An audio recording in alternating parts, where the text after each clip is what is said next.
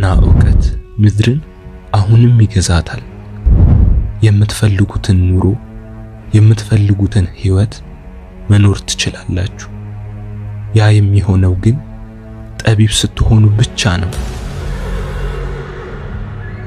በዛሬ ቪዲዮ እነዚህን 11 ነገሮች በደንብ አድምጣችሁ ከተገበራችሁ ጠቢብ የማትሆኑበት ምንም ምክንያት የለም። መጨረሻ ላይ ከነዚህ ከ11 ባህሪዎች ውስጥ ስንት እንዳላችሁ ኮመንት ላይ አስቀምጡልን። ጥበቡም በዚህ ታሪክ ስር ተቀምጧል። በአንድ ወቅት በተራሮች መሃል የሚኖሩ ህዝቦች ነበሩ። ሁሉም አዋቂና አስተዋይ ነበሩ ማለት ይቻላል። ነገር ግን በዕውቀታቸው የተመሰከረላቸው በዕውቀታቸው ጠቢብ ለነበሩ ሰውዬ ወላጆች ልጆቻቸውን ልከው እሳቸው ጋር እንዲማሩ ያደርጉ ነበር። ፀሐይም መጥለቅ ስትጀምር ተማሪዎቹ ከአስተማሪያቸው ጋር ለመነጋገር ዛፍ ስር ቁጭ ብለው መወያየትና ጥያቄም መጠያየቅ ልማዳቸው ነው። ተሰብስበው አንድ ተማሪ እንዲህ ብሎ ጠየቀ። አንድ ሰው አዋቂና ጠቢብ የሚባለው ምን ሲያደርግ ነው ብሎ ጠየቀ። ጠቢብ የሆነ ሰውንስ እንዴት ልናውቅ እንችላለን? መምህሩ እንዲህ አይነት ጥያቄ ማስተዋል ከጀመረ ሰው እንደሚጠየቅ ስለሚያውቁ በፍቅር አይን ልጁን ተመለከቱት። አንድ ሴት ሕፃን ልጅም አዋቂና ብልህ ሰው ምንን የሚያሟላ ነው ብላ ጠየቀች። ሁሉም ተማሪዎችም ይህን መልስ ለመስማት ሲጓጉ መምህሩ አስተዋሉ። አስተማሪውም ፈገግ አሉና በደንብ አድምጡኝ ልጆቼ አሉ መምህሩ በተረጋጋ ድምፅ። ጥበብና ብልህነት የሚገኘው በትምህርትና በሽምደዳ እንዲሁም ዕውቀት ብቻ አይደለም። ትክክለኛው ጥበብና ብልህነት የሚገኘው ሞክረን ካረጋገጥነው በህይወታችን ከደረሰው ተምረን የምናገኘው ልምድ ነው። ያ ልምድም ጥሩ ምርጫ ማስመረጥ ሲችል ያን ጥበብ እንለዋለን። ነገር ግን 11 ነገሮች አሉ አንድ ሰው አስተዋይና ጠቢብ እንዲሆን የሚያስችሉ መንገዶች። አንዱ ተማሪም ጮክ ብሎ መምህር ምንድናቸው መንገዶቹ ብሎ ጠየቀ። ጠቢብም ሰው አንደኛ ሐሳቡንና እቅዱን ሚስጥሩንም ዝም ብሎ አያወራም፣ ለጓደኛውም ቢሆን። ምክንያቱም ዛሬ ጓደኛ ያልነው ሰው ነገ ጠላታችን ሊሆን ስለሚችል። እምነት ሲሰበር ሚስጥርንም ሲናገሩ ሊያስጠቃቸው እንደሚችሉ ያውቃሉ። ስለዚህ የግል ነገራቸውን እንዲሁም ሐሳባቸውን ለማንም አይናገሩ። በተለይ ደካማ የሆኑበትን ነገር ትንፍሽ አይሉ። የዓለማችን ሰዎች ብልህነት ይጎላቸዋል። አእምሯቸው ውስጥ ያለውን ሐሳብ ላገኙት ሰው ይበትኑታል። ቤተሰብ፣ ጎረቤት፣ ጓደኞቻቸው ሳይቀር ይህንን ሐሳብ ወይም ሚስጥር ደካማ ጎናቸውንም ጭምር ያውቁታል። አያድርገውና መጥፎ ቀን ድንገት ከመጣ በጓደኛ፣ በጎረቤት፣ በቤተሰብ መከዳት ይኖራል። በእነዚህ የተጎዱትን አገር ይቁጠራቸው። የዛን ሰዓት ብልህነት የጎደላቸው ሰዎች እሱ እንዲያድርጎኝ እሷ እንዲያድርጋኝ እያሉ ማሳበባቸውን ይቀጥላሉ። እውነታው ግን ማን ተናገሩ አላችሁ ነው። ብልህና ጠቢቦች ግን የሰውን ደካማነት ስለሚረዱ ሚስጥራቸውን አይናገሩም። ተማሪዎቹንም ቀና ብለው ተመለከቱ። ሁሉም በተመስጦ እየሰማቸው ነበር። ሁለተኛው ደግሞ አሉ መምህሩ፣ ብልህና ጠቢብ ሰው ሁልጊዜ ተማሪ ነው። ይህ ሰው ሁሉን ነገር አውቄያለሁ አይልም። የማያውቀው ብዙ ነገር እንዳለ ያውቃል። ይህንን ዕውቀት ለማግኘት የተለያዩ የህይወት ልምድ ካላቸው ሰዎች ጋር ይወያያል። በማንኛውም ዘርፍ ላይ ትክክለኛ ዕውቀትና ልምድ ያለው ሰው 20 ዓመት የፈጀበት ዕውቀቱን በደቂቃዎች ውስጥ ሚስጥሩንና ጥበቡን ሊነግረው እንደሚችል ያውቃል። ብልህም ሰው 20 ዓመት ፈጅቶበት ሊያገኘው የማይችለውን ዕውቀት በትንሽ ደቂቃዎች እንደሚያገኝና በየት በኩል መንገዱን ማድረግ እንደሚችል ያውቃል። ስለዚህ በሌሎች ስኬትና ውድቀት ይማራል። ሶስተኛው የብልህና ጠቢብ ሰው መለያ ስራቸውን ሲጨርሱ ብቻ ነው ስለሰሩት ስራቸውን የሚናገሩት። ጅሎች ግን ገና ስራቸውን ሳይጀምሩ መለፍለፍ ይጀምራሉ። ይህንን ደጋግመው ይናገሩታል። ልጆቼ እናንተም ይህንን አስተውሉ።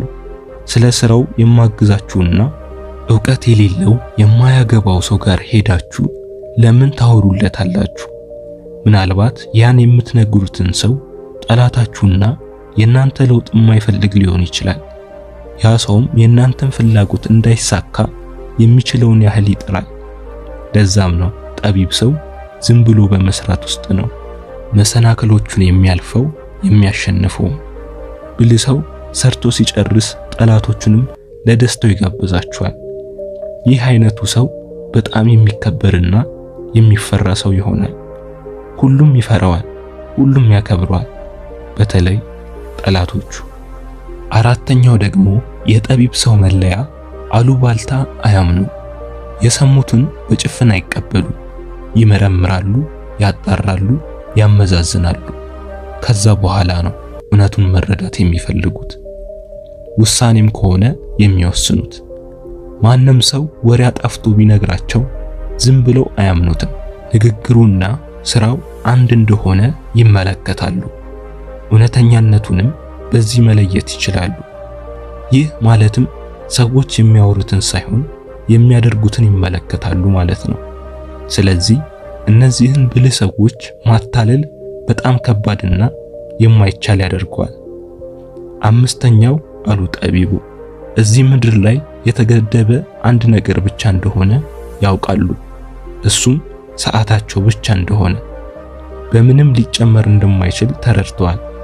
ለዛም ነው ጊዜያቸውን በትክክል የሚጠቀሙት። እናም ትክክለኛና ወሳኝ ለሆኑ ነገሮችም ቅድሚያ የሚሰጡት። ስንፍናና ነገሮችን ለመስራት ማጓተት አይፈልጉም። ስንፍናና ነገሮችን ማጓተት ወደፊታቸውንና ህልማቸውን ለማሳጣት የመጣ የአእምሮ በሽታ እንደሆነ በትክክል ያውቃሉ። በሱ ፋንታ እቅድና ግብ አዘጋጅተው እሱን ለማሳካት ይሄዳሉ። ስለዚህ ሰዓታቸው ውጤታማና ትርጉም ያለው ነገር ላይ እንዲሆን ያደርጋሉ። አስተውሉ። ስድስተኛው ደግሞ ብልህና ጠቢብ ሰው ማንንም አይወነጅልም፣ አያማርርም። ሰዎች ስህተት እንደሚሰሩ ስለሚያውቁ ማንንም ላይ አይፈርዱ፣ ይቅርም ይላሉ።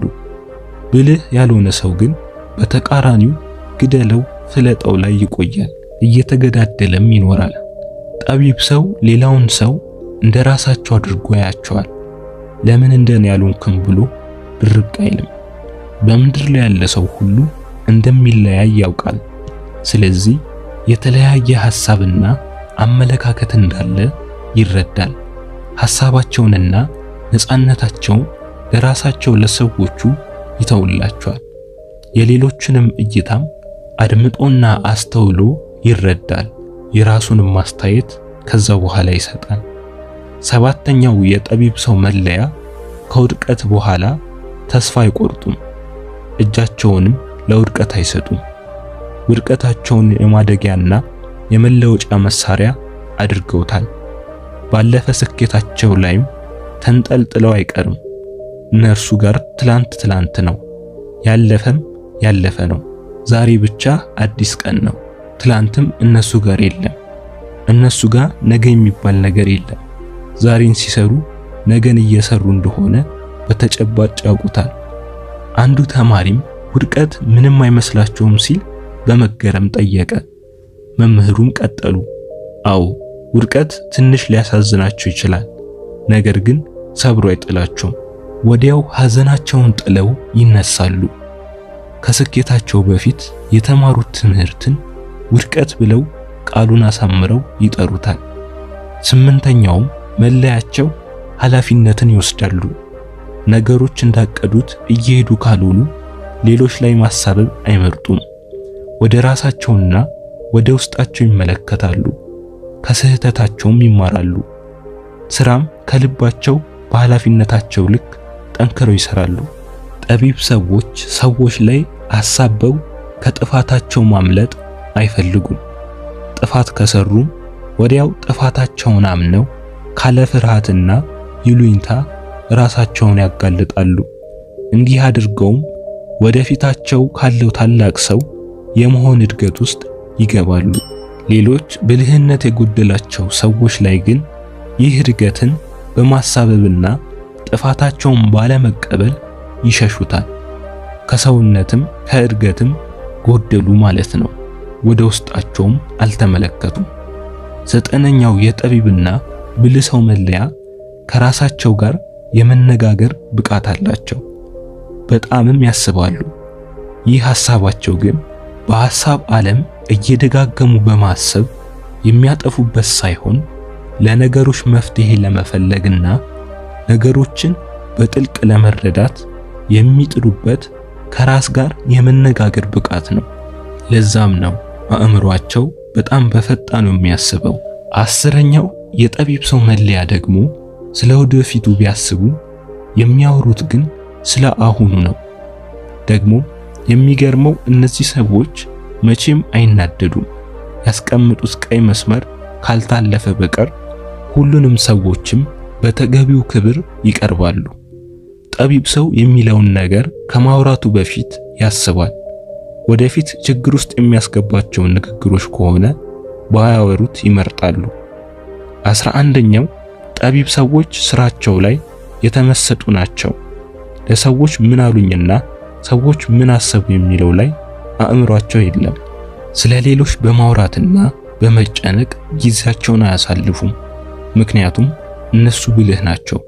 ምንም ትርፍ በሌለው ነገር ሰዓታቸውን አያባክኑም።